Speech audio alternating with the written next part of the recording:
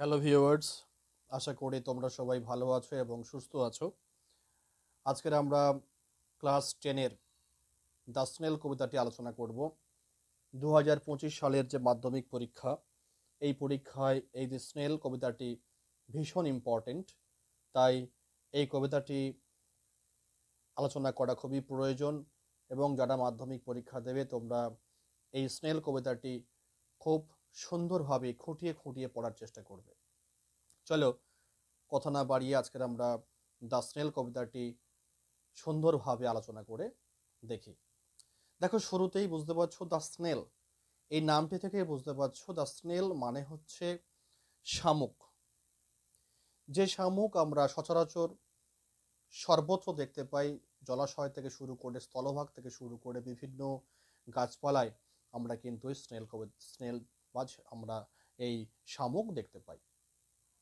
এই শামুক এমন একটি প্রাণী যে যে সর্বদাই একা থাকতে ভালোবাসে এবং যে একটা নিঃসঙ্গ জীবনযাপন করতে ভালোবাসে, এবং এই শামুক একটা ভবঘুরে জীবনযাপন করে। আমরা এই কবিতার মধ্যে এই জিনিসগুলো আমরা লক্ষ্য করব। তার থেকে আমাদেরকে যে বার্তাটি দেওয়া হচ্ছে, আমরা যে পাঠক বর্গ যারা যারা আমরা এই কবিতাটি পড়ছি, আমাদেরকে একটি সোশ্যাল মেসেজ বা সামাজিক বার্তা দেওয়া হয় এই কবিতার মাধ্যমে। সেটা কি? যে জীবন আমাদেরকে যা দিয়েছে আমাদের সেইটুকু নিয়েই সন্তুষ্ট থাকতে হয়।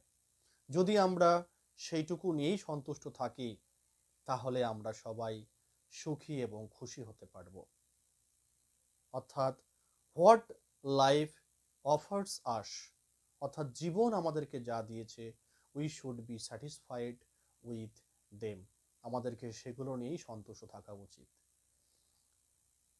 এই বার্তাটি উইলিয়াম কোপার তার এই কবিতা স্নেলের মাধ্যমে আমাদেরকে দিয়েছেন। চলো আমরা দেখি কিভাবে তিনি আমাদেরকে এই বার্তাটি দিয়েছেন। দেখো, কবিতার প্রথম যে স্ট্যাঞ্জাটা আছে সেখানে কি বলছে দেখো, to grass or leaf or fruit or wall. শুরুতেই স্নেল কোথায় থাকে সেটা কিন্তু বলা হয়েছে। তাহলে স্নেলকে আমরা কোথায় কোথায় দেখতে পাই? আমরা স্নেলকে দেখতে পাই ঘাসে, আমরা স্নেলকে দেখতে পাই পাতায়, আমরা স্নেলকে দেখতে পাই ফলে, আমরা স্নেলকে দেখতে পাই ওয়ালে। অর্থাৎ এই যে স্নেলের যে কোথায় কোথায় বসবাস সেটা কিন্তু আমরা শুরুতেই জানতে পারছি। So we can find the snail on grass, on leaf, on fruit, on wall. আমরা এই সব জায়গায় স্নেলকে দেখতে পাই।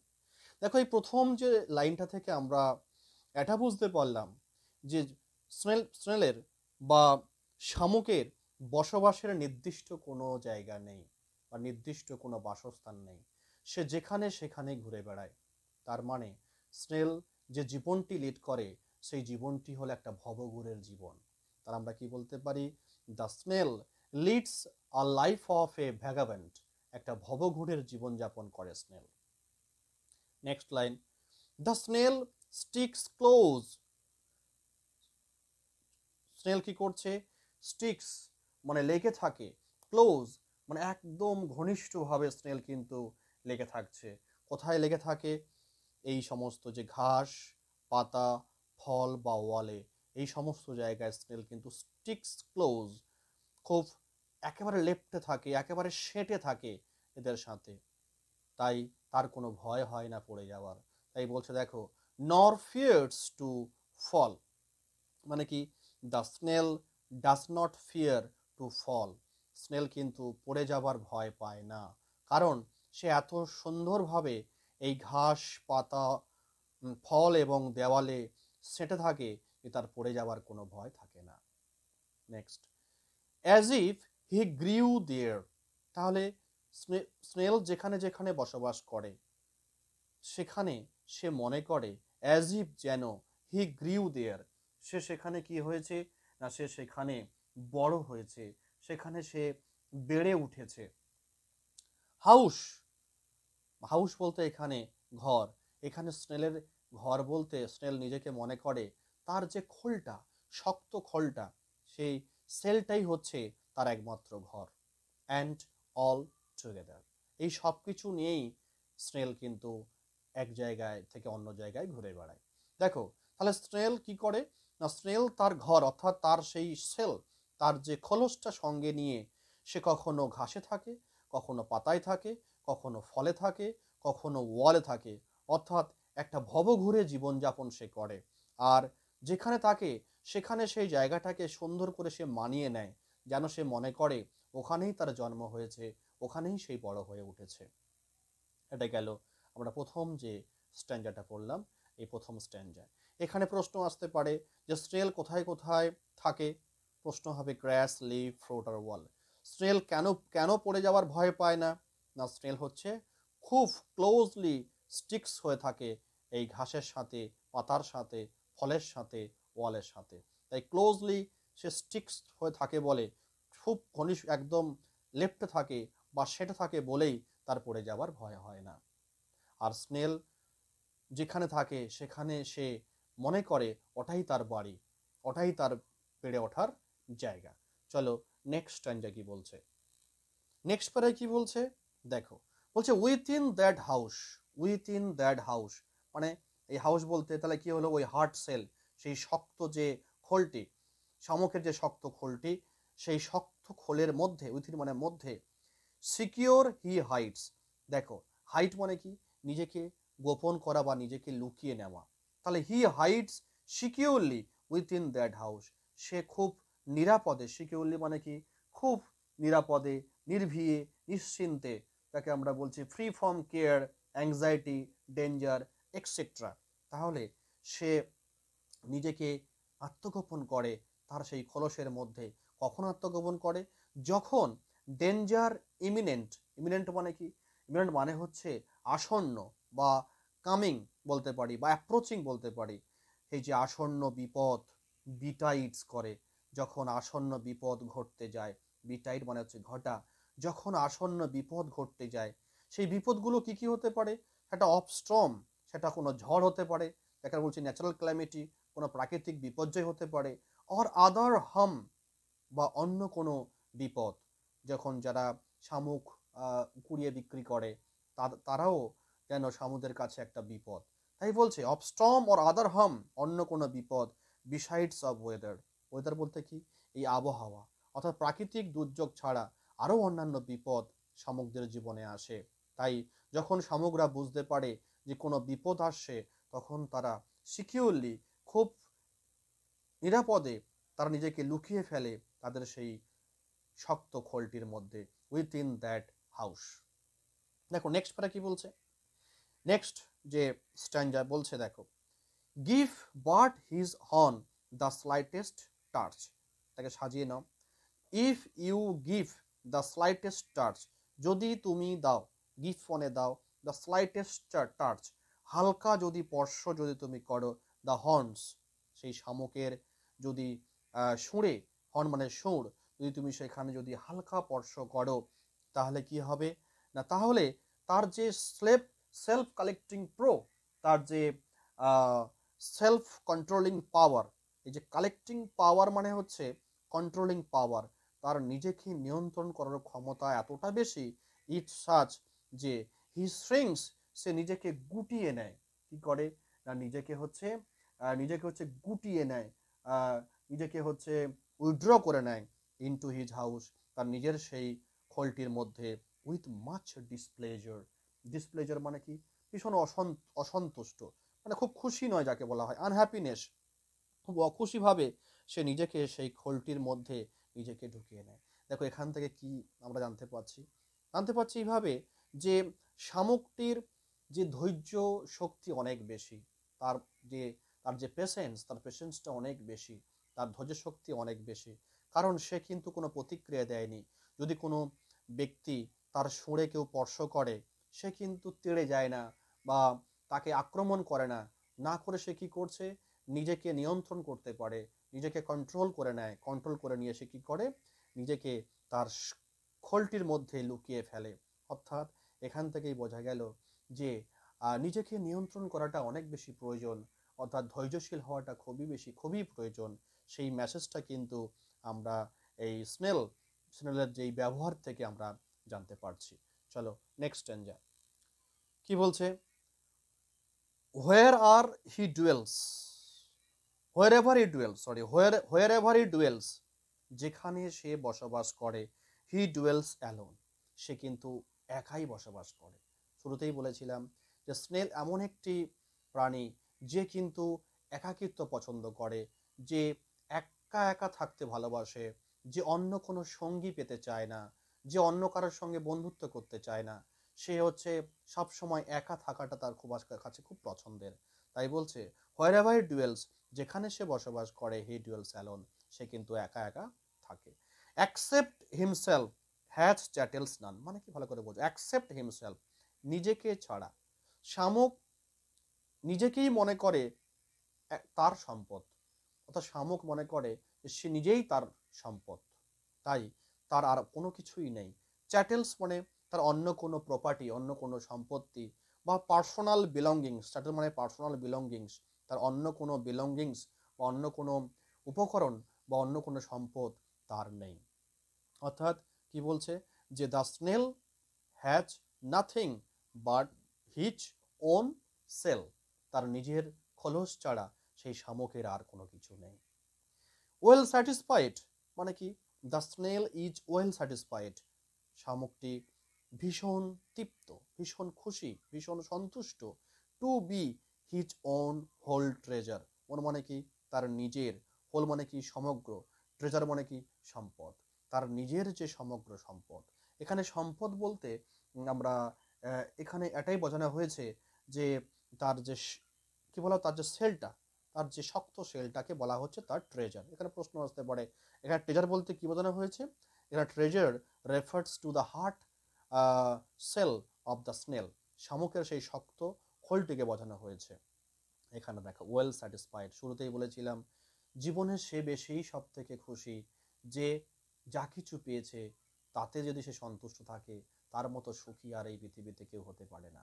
অর্থাৎ মানুষের জীবনে প্রত্যাশা খুব কম থাকা উচিত, এক্সপেকটেশন শুড বি লিমিটেড, প্রত্যাশা সবসময় লিমিটেড হওয়া উচিত। যেন প্রত্যাশা কখনো আমাদেরকে যেন অতিরিক্তভাবে না কিছু ভাবায়। যদি আমাদের প্রত্যাশা অতিরিক্ত থাকে, তাহলে আমাদের জীবনে দুঃখ দুর্দশা কিন্তু আসতেই পারে। চলো নেক্সট স্ট্যাঞ্জা দেখো, নেক্সট স্ট্যাঞ্জা কি বলছে, দাস এইভাবে hermit like his life he leads, এটাকে সাজিয়ে নাও। দেখো হি লিডস হিজ লাইফ, সে তার জীবনটাকে পরিচালিত করে, লাইক এ হারমিট, একজন সাধু বা সন্ন্যাসীর মতো। দেখো একজন হারমিট যখন সে সর্বস্ব ত্যাগ করে দেয়, সব কিছু ত্যাগ করে দিয়ে সে কিন্তু মানুষের সেবা করার জন্য নিজের জীবনটাকে উৎসর্গিত করে দেয়। অর্থাৎ তাদের বেশি কিছু প্রয়োজন হয় না একজন সাধু বা সন্ন্যাসীর, শুধু বাঁচা এবং একটু পড়ার জন্য যা কিছু প্রয়োজন সেইটুকু ছাড়া তারা জীবনে কিন্তু বেশি কিছু প্রত্যাশা করে না। তাই ওরকমই জীবনযাপন করে কে, স্নেল। তাই বলছে snail leads a life like a hermit, একটা সাধুর মতো জীবনযাপন করে। নর পার্টনার অফ হিজ ব্যাঙ্কুয়েট, দেখো নর partner of his banquet, banquet মানে কি, ব্যাঙ্কুয়েট মানে হচ্ছে ভোজ সভা, যাকে আমরা বলি ফিস্ট, যাকে আমরা বলছি ফিস্ট। তা যখন স্নেল খাওয়া দাওয়া করে তখন তার কোনো পার্টনারের প্রয়োজন হয় না, তো সে একা একা খাওয়া দাওয়া করে, একা একা সে খায়।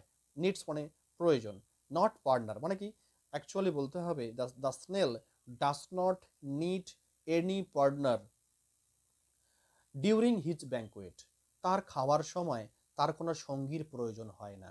And if he meets one, কিন্তু অনেক সময় দেখা গেল সে যখন কোনো খাদ্য খাচ্ছে তখন দেখা গেল তার সামনে কেউ একজন অন্য একটা শামুক এসে গেছে, যখন সে অন্য একটা শামুকের সঙ্গে তার সাক্ষাৎ হয়, হি মিটস, যখন তার সাক্ষাৎ হয় অন্য কোনো একটা শামুকের সঙ্গে, অনলি ফিডস দ্য ফাস্টার, তখন সে দ্রুত তার খাদ্যটা খেয়ে নেয়, তখন সে কিন্তু আর দেরি করে না। অর্থাৎ কি, the snail doesn't want to share his food with others, snail কখনো তার খাদ্যটা অন্য কারোর সাথে ভাগ করে নিতে চায় না। এটা জানলাম এই প্যারা থেকে। নেক্সট এবং লাস্ট স্ট্যাঞ্জা কি বলছে দেখো, who seeks him must be worse than blind. ভালো লাইনটা বলছো, হু সিক্স হিম, যারা শামুককে খোঁজে, সিক মানে হচ্ছে খুঁজে বেড়ানো, তাহলে যারা শামুককে খুঁজে বেড়ায়, মাস্ট বি ওটস, দেখো কারা শামুককে খুঁজে বেড়ায়, তার নিশ্চয়ই চোখের দৃষ্টি রয়েছে, সে চোখে ভালো দেখতে পায়, অর্থাৎ চোখের দৃষ্টি আছে এমন যারা শামুককে খুঁজে বেড়ায়, মাস্ট বি ওটস, তারা আরো বেশি খারাপ হবে দেন দ্য ব্লাইন্ড। ব্লাইন্ড মানে কি? অন্ধ। অন্ধরা তো কোনো কিছু দেখতে পায় নাই, কিন্তু অন্ধের চেয়ে যাদের চোখের দৃষ্টি আছে তারা যখন শামুককে খুঁজতে যাবে, তখন যেন মনে হবে অন্ধ লোকের থেকে তাদের আরো বেশি খারাপ অবস্থা। কেন না, he and his house are so combined, মানে স্নেল মানে সেই যে স্নেল, যে শামুকের যে নরম অংশটা, আর শামুক যার ভেতরে থাকে সেই যে শক্ত খোলটা, সেই নরম অংশ এবং শক্ত খোলটা এমনভাবে পরস্পরের সঙ্গে কম্বাইন্ড, সঙ্গে হচ্ছে যুক্ত, যে কখনোই খোলসটা দেখা যাবে কিন্তু যে শামুককে কিন্তু দেখা যাবে না। তাই বলছে যে যারা চোখের দৃষ্টি ভালো তারাও চাইলে ওই খোলস ভেদ করে তাদের সেই শামুককে তারা কিন্তু দেখতে পাবে না। ইফ ফাইন্ডিং ইট মানে কি, যদি তারা শামুককে খুঁজে পায়, খুঁজে পায় বলতে কি, যদি তারা শামুকের সেই শক্ত অংশটা খুঁজে পায়, অর্থাৎ শক্ত অংশ তারা দেখতে পাবে। He fails to find its master. মানে কি, সেই যে খুঁজছে, যে শিকার, ফেলস ব্যর্থ হবে, টু ফাইন্ড খুঁজে পেতে, ইটস মাস্টার মানে কি, সেই খোলের ভেতরের যে নরম অংশটা, যার প্রাণ আছে, তাকে বলা হচ্ছে মাস্টার। হ্যাঁ, তার মাস্টারকে কিন্তু সে কখনো খুঁজে পাবে না। তাহলে কতটা বিশ্বাস, এখানে একটা বিশ্বাস যে শামুক তার খোলটাকে কতটাই বিশ্বাস করে, তার কিন্তু এখানে একটা জ্বলন্ত প্রমাণ। এবার চলো এই যে কবিতাটির কয়েকটি লাইন, সেই লাইনটার একটু আমরা ব্যাখ্যা করে দেখি যে সেই লাইনগুলো কি বলতে চাইছে। দেখো প্রথম যে লাইনটি আছে, দ্য স্নেল স্টিক্স ক্লোজ নর ফিয়ার্স টু ফল। বুঝতে পেরেছো? প্রথম স্ট্যান্ডার দ্বিতীয় line, the snail sticks close নর ফিয়ার্স টু ফল, মানে কি, the snail secures his place among grass, leaf, fruit, and all because he is confident that he will be safe there. কি বললাম? শামুক ঘাস, পাতা, ফলের মধ্যে আর দেওয়ালে তার জায়গা করে নেয়, কারণ সে আত্মবিশ্বাসী যে সে সেখানে সুরক্ষিত থাকবে। এখানে তার সে যে কতটা কনফিডেন্ট, কতটা দৃঢ় বিশ্বাসী তার নিজের উপরে, সেটা কিন্তু এখানে দেখানো হয়েছে। দেখো নেক্সট যে লাইনটা রয়েছে, as if he grew their house and all together. এই যে লাইনটা, এই লাইনটা কি বলতে চাইছে, যে শামুক নিজেকে যে কোনো স্থানে এমনভাবে আটকে রাখে যে যেন মনে হয় সে সেই জায়গাটিরই বাসিন্দা, তার ঘরের মতো খোলস আর সব কিছু নিয়েই সে সেখানে ভীষণ খুশি। কি বলতে চাইছে, the snail attaches himself, the snail attaches himself to any place in a way that it appears as if he belongs to that place with his house like cell and all that. দেখো next line, দেখো ওই যে বলা আছে, within that house secure he hides when danger imminent betides. এখানে কি বলছে, আসন্ন বিপদের মুখে শামুক কি করে, নিজেকে রক্ষা করার জন্য খোলসের মধ্যে ঢুকে যায়, কারণ শামুক মনে করে যে তার খোলসটাই হচ্ছে নিরাপদ আশ্রয়। তাহলে আমরা ইংলিশে কি বলতে পারি, in the face of approaching danger বা coming danger the snail goes inside the shell which is his safe shelter. এটাকে সে নিজে তার নিরাপদ জায়গা বলে মনে করে। দেখো next line, of Sturm or other harm besides of weather. এখানে কি বলছে, কোনো প্রাকৃতিক বিপর্যয় বা অন্য কোনো ব্যাপার, যেভাবেই বিপদ আসুক না কেন, শামুক উদ্বিগ্ন না হয়ে নিজের গৃহে আশ্রয় নেয়। No matter whether the danger is posed by a natural calamity or any other matter, the snail sheltered inside his house is not much bothered. Next দেখো দ্য স্লাইটেস্ট চার্চ, 3 নম্বর স্ট্যান্ড দেখো দ্য স্লাইটেস্ট টাচ।